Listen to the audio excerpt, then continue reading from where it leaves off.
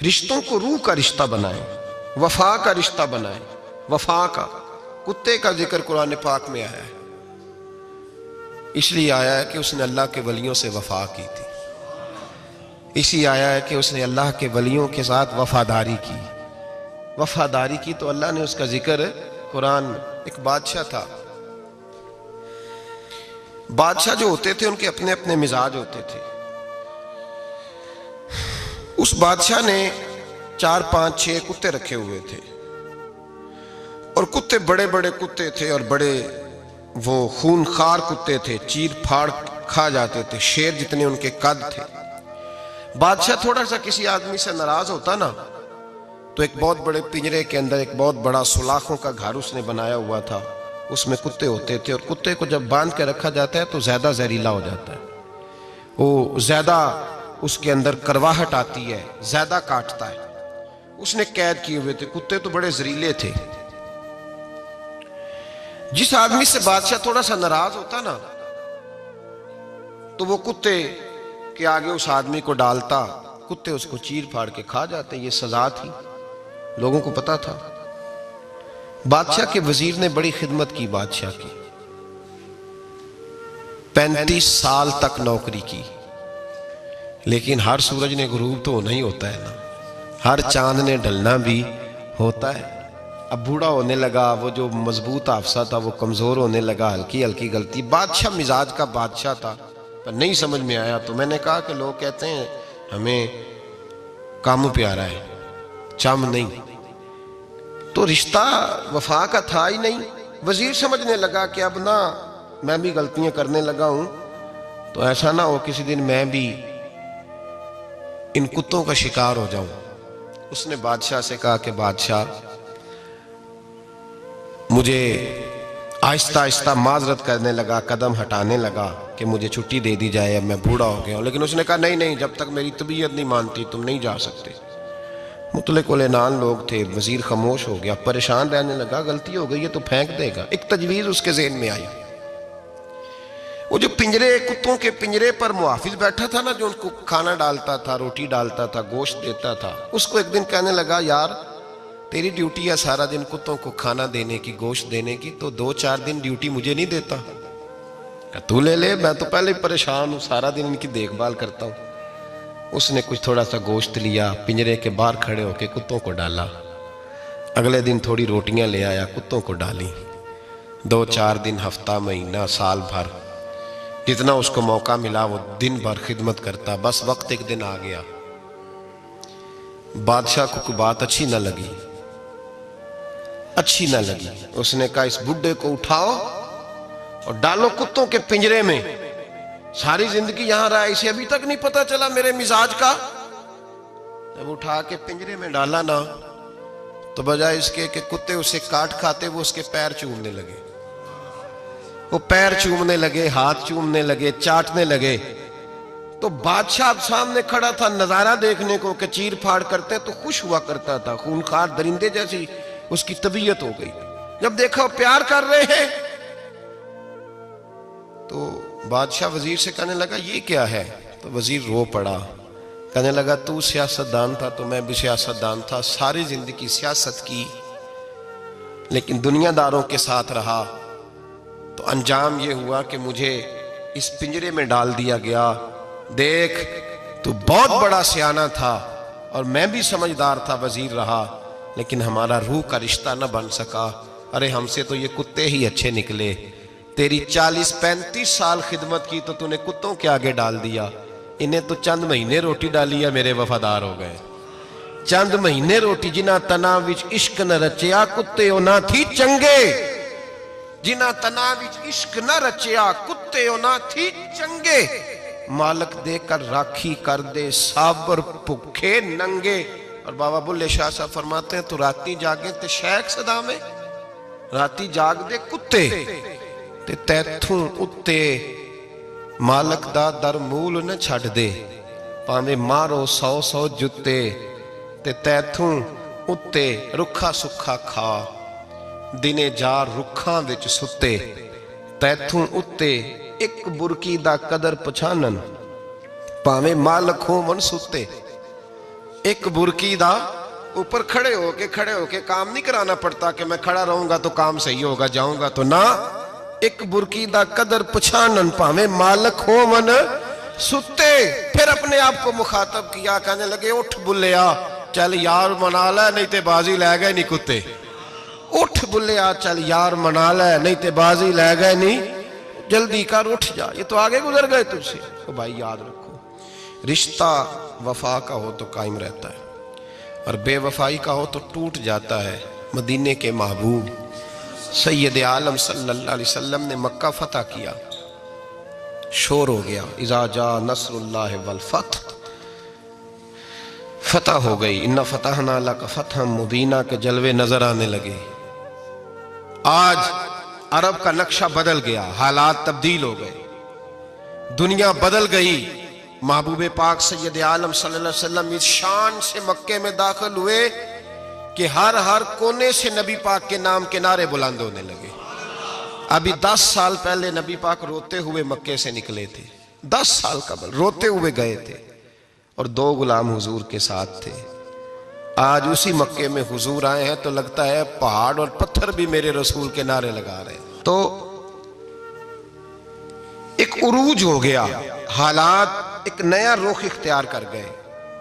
اور مکہ مکرمہ کے اندر اللہ تبارک اب تو احاطہ بڑا ہو گیا ہے، مطاف بہت بڑا ہو گیا ہے، حرم شریف کی مسجد کو وسعت دے دی گئی ہے، لاکھوں لوگ آ سکتے. اس وقت جب 10,000 لوگ آئے نا تو سیرت نگار کہتے ہیں یوں لگا جیسے درختوں پہ بھی لوگ چڑھے ہوئے، پہاڑوں پہ بھی لوگ ہیں، اتنا مجمع تھا. کہاں 2-3 لوگ اور کہاں ہزاروں کا اجتماع. میرے نبی پاک صلی اللہ علیہ وسلم نے طواف کیا اونٹنی پہ بیٹھ کے کعبے کا. پھر میرے محبوب تشریف لائے اور حضور نے خانہ کعبہ کا دروازہ کھولا. پھر میرے نبی پاک نے بت توڑے. پھر میرے محبوب نے خانہ کعبہ کے دروازے میں کھڑے ہو کے خطبہ ارشاد فرمایا. پھر میرے رسول پاک صلی اللہ علیہ وسلم کے جلوے زمانے نے دیکھے. ان سارے حالات میں دنیا نے ایک وفا کا عجیب منظر دیکھا کہ اس موسم بہار میں نہ تو آواز حضرت ابو بکر کے نام کی بلند ہوئی، نہ عمر فاروق اور نہ مولا علی کے نام کی بلند ہوئی. اس مجمع عام میں محبوب پاک کی آواز گونجی تو رب کریم کے حبیب نے فرمایا این بلال، میرا بلال کہاں ہے، میرا بلال کہاں ہے، اس کو بلاؤ نا، کدھر ہے بلال. عجیب رنگ وفا دیکھا نا لوگوں نے، یہ وفا. فرمایا بلال کدھر ہے. حضرت بلال ہاتھ باندھے سب سے پیچھے، وہ شہرت سے بچنے والا پیچھے پیچھے رہتا ہے. جی چاہتا ہے ساری غزلیں اس ظالم کے نام کروں. پیچھے تھے حضرت بلال رضی اللہ تعالیٰ عنہ، دوڑے حضور میں حاضر ہوں. فرمایا ادھر آ یار، کعبے کی چھت پہ تو چڑھ ذرا، آذان تو سنا. ایک صحابی حضور کے کان میں بولے، اور یہ بھی حکمت الہی تھی کہ وہ بولے، حضرت بلال کی شان ظاہر ہونی تھی. کان میں کہا یا رسول اللہ کافر پہلے ہی مر گئے، پہلے ہی کوئی حال نہیں ان کا، آج تو بالکل ہی ختم ہو گئے. حضور آج آپ کا سکہ چل گیا ہے، بلال کے بڑے دشمن ہیں، بلال کو رہنے دیں، کوئی اور نہ آج اذان دے دے. کان میں بات کہی تھی، چاہیے تھا جواب بھی کان میں آتا، پر معصوم آمنہ فخر آدم و بنی آدم وفا کا خطبہ پڑھنے لگے. وفا کا خطبہ شروع ہوا.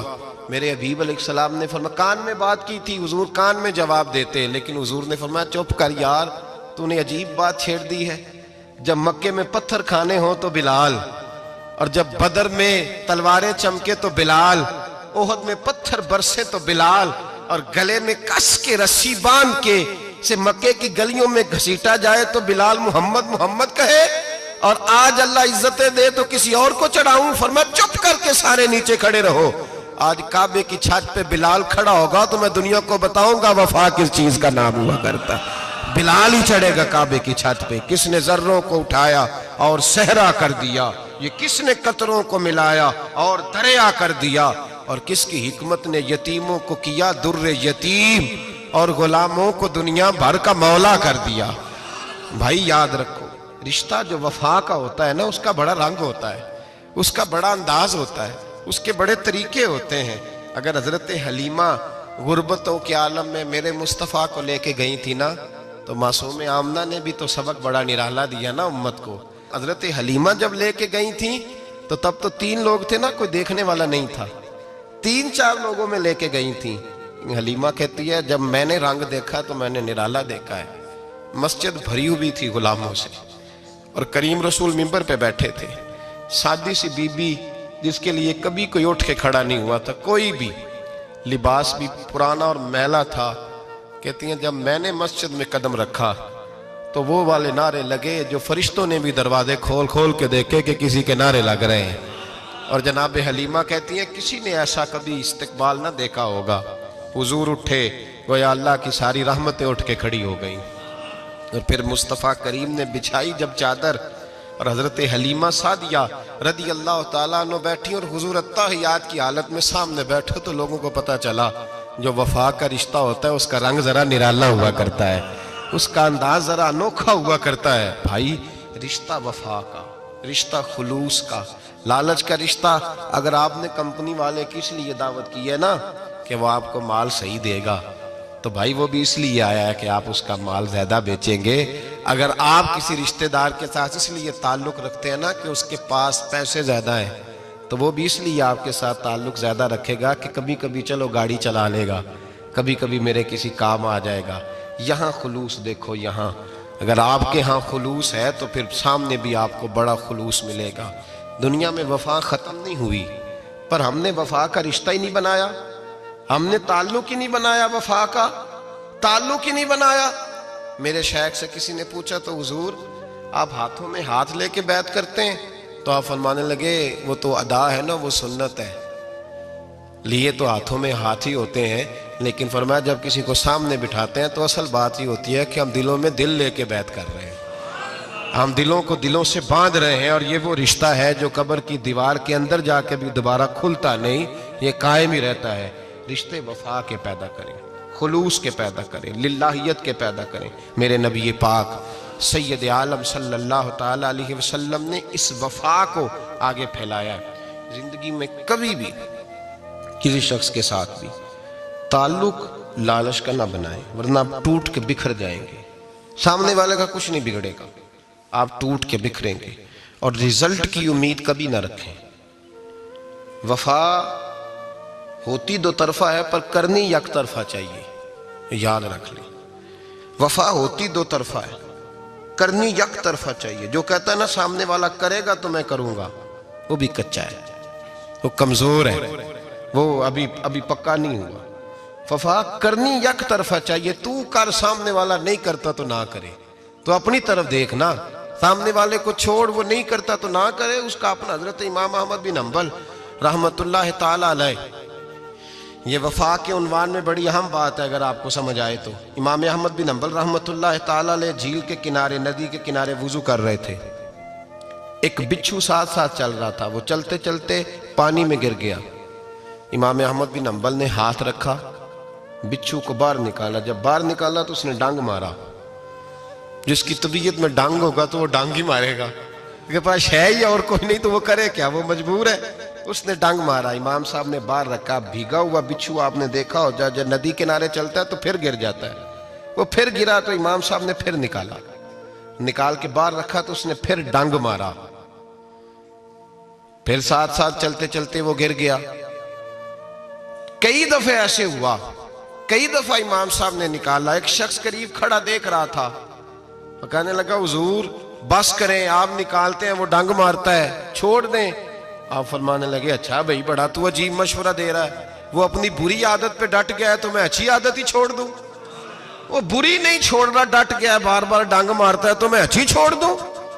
آپ اپنی طرف دیکھیں گے، ہماری طرف سے کوئی کمی نہیں آنی چاہیے، سامنے والے جانے، اس کا کام جانے۔ وفا کا رشتہ مضبوط رکھیں، دوستی کا تعلق مضبوط۔ میاں صاحب نے کہا چنگی مندی سجنا کولو 100 واری ہو جاندی، کنی واری؟ پکی گل ہے نا جی، کنی واری؟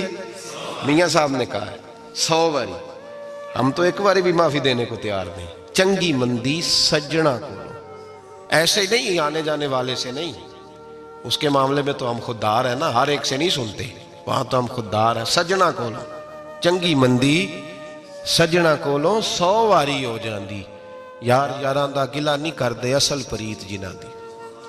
اور پھر یہ بھی کہتے ہیں ਪਾਣੀ ਭਰਨ ਸਹੇਲੀਆਂ ਰੰਗਾ ਰੰਗ ਕੜੇ, ਅਸੀਂ ਭਰਿਆ ਉਸ ਦਾ ਜਾਣੀਏ ਜਿਸ ਦਾ ਤੋੜ ਚੜੇ।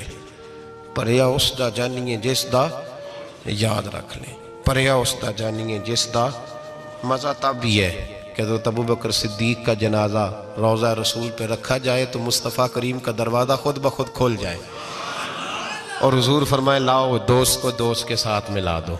पानी भरन सहेलियां ते रंगा रंग कड़े, भरिया उस दा जानिए जिस दा तोड़। रिश्तों को साबित न करें, रिश्तों से वफा करें। साबित न करें मेरा बड़ा रिश्ता है, आप पता चलना चाहिए कितना रिश्ता है। जो लोग काबिल एहतराम होते हैं, काबिल इकराम होते हैं, उनकी हर चीज़ ही काबिल एहतराम होती है। और ये दावा नहीं किया जा सकता कि मैं फ़लाँ आदमी की बड़ी इज़्ज़त करता हूँ पर मैं उसके बाप की इज़्ज़त नहीं करता। मैं अपने उस्ताद का बड़ा एहतराम करता हूँ, मेरा उस्ताद है ना, उसके अब्बा जी तो मेरे उस्ताद नहीं ना। ये बात काबिल कबूल नहीं होती। आप फितरी तगाज़ों को समझें। जो आदमी आपके लिए काबिल इकराम है, उसकी हर चीज़ काबिल एहतराम है, आपको उसका इकराम करना है। ये पूरी दुनिया में उसूल लागू होता है, पूरी दुनिया में। हम जो सादे लोग थे, देहाती लोग थे, हम तो कहते थे कि जहाँ बैठ के मैं रोज़ी कमाता हूँ, मैं तो उस जगह की बड़ी इज़्ज़त करता हूँ, इसलिए कि अल्लाह करीम मुझे यहाँ से हलाल रिज़्क़ अता करता है। तो ये याद रखें कि जो चीज़ें काबिल इकराम होंगी, काबिल एहतराम हों, उनसे मंसूब चीज़ें भी हमेशा काबिल एहतराम होती हैं। लिबास सारा ही कारखाने में बनता है, लेकिन जो कदर एहराम की चादरों की होती है ना, वो बाकी लिबास की कदर नहीं होती। और ये भी मुमकिन है कि एहराम की चादरें सस्ती हों और बाकी लिबास महंगा हो, लेकिन ये तो निस्बत है ना कि ये हरम शरीफ पहन के जानी है। तो आप इस बात को ज़रूर ज़हन में रखें, महफूज करें इसको, कि जो भी काबिल कुरान मजीद फुरकान हमीद ने ना जब तारीफ़ की ना नबी पाक सल्लल्लाहु अलैहि वसल्लम की, तो साथ हुजूर के सहाबा की भी तारीफ़ फरमाई, अहले बैत की भी तारीफ़ फरमाई, हुजूर की उम्मत की भी तारीफ़ फरमाई। ये पहलू बड़ा काबिल गौर है। मुहम्मद रसूलुल्लाह सल्लल्लाहु अलैहि वसल्लम फरमाया, मोहम्मद सल्लल्लाहु अलैहि वसल्लम अल्लाह के रसूल हैं, बस नहीं, वल्लज़ीना माअहू, जो उनके साथ हैं, अशिद्दाउ अलल कुफ़ार, वो काफिरों पे सख्त हैं, रुहमाउ बैनहुम, और आपस में बड़े नरम दिल। तो जो हुजूर अलैहिस्सलाम की तारीफ़ कुरान मजीद जब बयान करते हैं तो साथ हुजूर के ग़ुलामों की, सहाबा की, सिर्फ सहाबा की तारीफ़ बयान की। फिर आगे चल के फरमाया, अगर तुम्हें दावा है ना रसूलुल्लाह की ग़ुलामी का और तुम्हें एहसास है नबी पाक की मेहनतों का, तो फिर इस तरह करना, हुजूर के अहले बैत से प्यार भी करना, नबी पाक के घराने की ग़ुलामी भी करना। कुल ला असअलुकुम अलैहि अजरन इल्लल मवद्दत फिल कुर्बा, महबूब इनसे फरमा दें कि मैं तबलीग दीन पर तुमसे अजर कोई नहीं मांगता, अगर कुछ करना है तो मेरे करीबियों से प्यार करना। इस अंदाज को आप समझें। जिस तरह नबी पाक को सबसे अफजल नबी मानना शर्त है, इस तरह हुजूर की उम्मत को सारी उम्मतों से अफजल मानना भी शर्त है। कुंतुम खैरा उम्मतिन, ये कुरान की नस है। अल्लाह ने कहा मेरे नबी के गुलामों, तुम बेहतरीन उम्मत, खैरा उम्मतिन, तुम बेहतरीन लोग हो। या अल्लाह, कुछ तो ऐसे हैं जिनको ज़िंदगी बड़ी मुख्तसर हुई, कुछ तो ऐसे हैं जिन्हें ईमान नसीब हुआ तो कुछ महीनों में इंतकाल कर गए। तो हज़रत नूह की कौम तो 1550 साल नमाज़ें पढ़ती रही। बाज़ लोग ऐसे थे 1550 साल इबादत की, और यहाँ तो बालिग होने के बाद किसी को 25, किसी को 20 साल मिले। तो रब फरमाते हैं हो बेहतरीन, ये तुमने मानना है इसलिए कि तुम मेरे नबी से निस्बत रखते हो। हमारे यहाँ ना जब से माहौल में खुशकी आई है ना, तो लोग निस्बत, जी निस्बत क्या होती है जी, आप भाई हम भी कहते हैं खाली निस्बत नहीं, अमल भी होना चाहिए। लेकिन सवाल ये है कि आप निस्बत को बिल्कुल छोड़ कैसे सकते हैं? कैसे छोड़ेंगे आप निस्बत? आप किस तरह करके जो है, हमें थोड़ा थोड़ा मौका मिलता है कुछ बड़े इदारों में जाने आने का, तो ये जो हमारे बिलखुसूस यूनिवर्सिटी से, कॉलेज से ताल्लुक़ रखने वाले लोग हैं, जो कहते हैं जी हमारे लिए तो नमाज बड़ी मुश्किल है, आप हमें कह रहे हैं ग़ुलामी भी करो, माज़अल्लाह ताला। ये जो मिजाजों में, तबीयतों में, और आहिस्ता आहिस्ता ये बात बड़ी है आगे। अब तो मजहबी तबकात को भी दलील चाहिए। जो किसी बुजुर्ग की बात को भी हुज्जत समझते थे, अब उन्हें भी दलील चाहिए, वो भी दलीलें मांगते फिरते हैं। निस्बत एक हुस्न है, आप इसको समझ लें। اور یہ میں ابھی تک میں نے کوئی حدیث نہیں پڑھی، صرف قرآن مجید کی آیات عرض کر رہا ہوں۔ نسبت ایک حسن ہے۔ ائمہ اربعہ کا ایک فتویٰ ہے، امام صاحب کا بھی، امام مالک کا بھی، امام احمد بن حنبل کا بھی، بلکہ صاحبین بھی اس پہ متفق ہیں، امام ابو یوسف، امام محمد بھی۔ ایک فتویٰ ہے مشترکہ ائمہ کا کہ قرآن مجید کا ادب کرنا ہے، اور یہ جو گتا ہے نا، یہ جزوے قرآن تو نہیں، اس پر آیتیں تو نہیں، اس پہ کوئی چیز قرآن مجید سے تعلق رکھنے والے لکھی، لیکن اس گتے کو بھی آپ بغیر وضو کے ہاتھ نہیں لگا سکتے۔ میں امت کا متفق کا آپ کو فتویٰ دے رہا ہوں، متفق کا، جس پر تمام ائمہ کا اتفاق ہے۔ بھئی یہ جو اوپر گتا لگایا جاتا ہے نا، یہ صرف قرآن مجید کی جلد کو مضبوط کرنے کے لیے لگایا جاتا ہے، اس کو بھی بغیر وضو کے چھونا جائز۔ حضرت جی گتا ہے، یہ قرآن نہیں، لیکن قانون بن گیا کہ قرآن سے جوڑ تو گیا ہے نا، قرآن سے جوڑ تو گیا ہے نا، لہذا چونکہ جوڑ گیا ہے اب قابل احترام ہو گیا ہے، اب یہ قابل اکرام ہے، اب یہ قابل اعزاز ہے، اب اس کا ادب کیا جائے گا، اب اس کا اکرام ہے۔ یہ ملنگوں کی باتیں نہیں، یہ پیروں نے اس لیے نہیں یاد کرائیں لوگوں کو کہ پیری مریدی چمکے۔ یہ سنو، پڑھے قرآن مجید 15واں 16واں پارہ، حضرت خضر علیہ السلام اور حضرت سیدنا موسیٰ علیہ السلام یہ گئے ہیں، گرتی ہوئی دیوار کو سیدھا کیا ہے۔ کبھی کبھی کھویا کریں قرآن و سنت میں، آپ کو لطف دے گا قرآن و حدیث۔ جا کے دیوار سیدھی کی ہے نبیوں نے، اللہ کے مقرب بندوں نے۔ تو حضرت خضر پوچھتے ہیں، یہ خضر بھی لفظ ہے اور خضر بھی ہے، تو جا کے پوچھتے ہیں کہ جناب یہ آپ نے دیوار سیدھی کر دی، اور بندے اتنے خشک تھے کہ پانی تک نہیں پوچھا، بیٹھنے کو چارپائی نہیں دی، نبیوں نے دیوار سیدھی کی، مستریوں مزدوروں کی طرح کام کیا، دیوار سیدھی کی تو کہا کس کی دیوار تھی، کیوں سیدھی کی، کہا 2 یتیم بچوں کی تھی، اگر گر جاتی تو خزانہ ظاہر ہو جاتا۔ کام نبی کر رہے ہیں، اور یہ نہیں کہہ رہے کہ یہ دیوار نبیوں کی اولاد کی ہے، یہ لفظ نہیں ہے نسختی۔ وَقَانَ أَبُوهُمَا صَالِحًا، فرمایا اس لیے سیدھی کر رہے ہیں کہ ان کا ابا صالح آدمی تھا، ان کا والد نیک آدمی تھا، ان کا والد۔ لوگ اتنی تیزی کے ساتھ ہٹے ہیں اصل سے، اور بڑی تیزی سے بحث ہونے لگی ہے، اور میرا دور تو بحث کا دور ہے۔ اس بیچارے کو بالکل حروف ابجد کا نہیں پتہ، بحث اس سے بھی کرا لو جتنی مرضی کرا لو، لمبی چوڑی بحثیں لوگ کرتے ہیں، اور اللہ تعالیٰ معاف فرمائے نکلتا اس میں سے کچھ بھی نہیں۔ حضور سے نسبت رکھنے والی ہر شے کا ادب کرنا۔